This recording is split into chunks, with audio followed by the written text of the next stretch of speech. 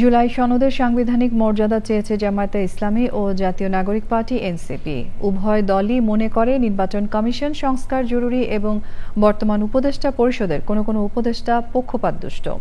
প্রধান উপদেষ্টা অধ্যাপক মোহাম্মদ ইউনূসের সঙ্গে বৈঠক শেষে এমন মন্তব্য করেন দল দুটির নেতারা।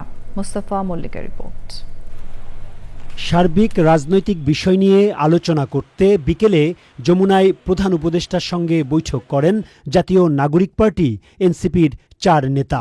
নেতৃত্বে ছিলেন দলের আহ্বায়ক নাহিদ ইসলাম।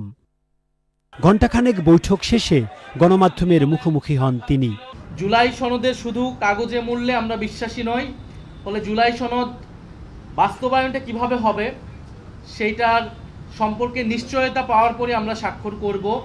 সেক্ষেত্রে জুলাই সনদ আমরা একটি সাংবিধানিক আদেশের কথা বলছি, যে আদেশটা ডক্টর মোহাম্মদ ইউনূস প্রধান হিসেবে উনিই জারি করবেন। কারণ জুলাই গণ অভ্যুত্থানে জনগণের যে সার্বভৌম ক্ষমতা, সেটার একমাত্র বৈধতা ডক্টর মোহাম্মদ ইউনূসেরই আছে, সেটা প্রেসিডেন্ট চুপ্পুর নাই। আমরা নির্বাচন কমিশন নিয়ে উদ্বেগ জানিয়েছি।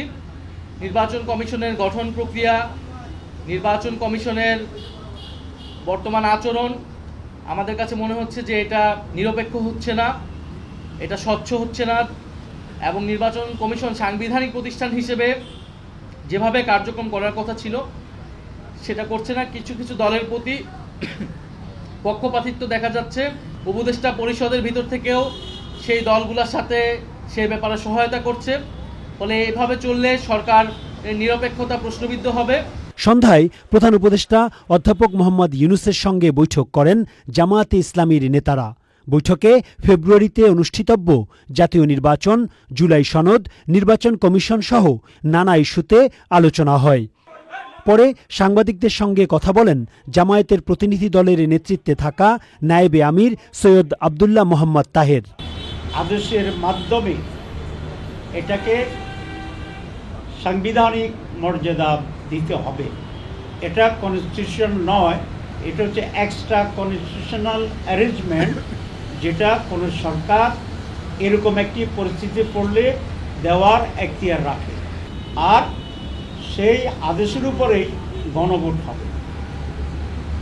আমরা এটা ক্লিয়ারলি বলে আসছি, উনি আমাদের কথা কনভিন্সড হয়েছেন বলে আমাদের মনে হয়। এই জাতি আজকে যে পরিস্থিতি এবং অবস্থা তৈরি করছে, এখানে একটি ঐক্যমতের ভিত্তিতে একটি সুষ্ঠু, নিরপেক্ষ, সকলের অংশগ্রহণমূলক, জনগণের অংশগ্রহণমূলক একটা নির্বাচন আমাদের জন্য জরুরি।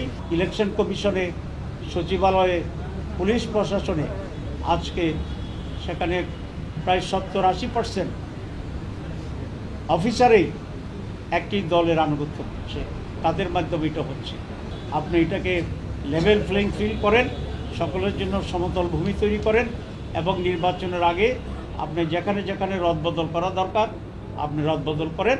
দুই দলের নেতারাই বলেছেন, ফেব্রুয়ারির নির্বাচন নিয়ে যদি কোনো শঙ্কা তৈরি হয় বা অনিশ্চয়তা দেখা দেয়, তাহলে দলগুলো সহ অন্তর্বর্তী সরকারকেও সেই দায় নিতে হবে। Mostafa Mallick, channel I, Dhaka.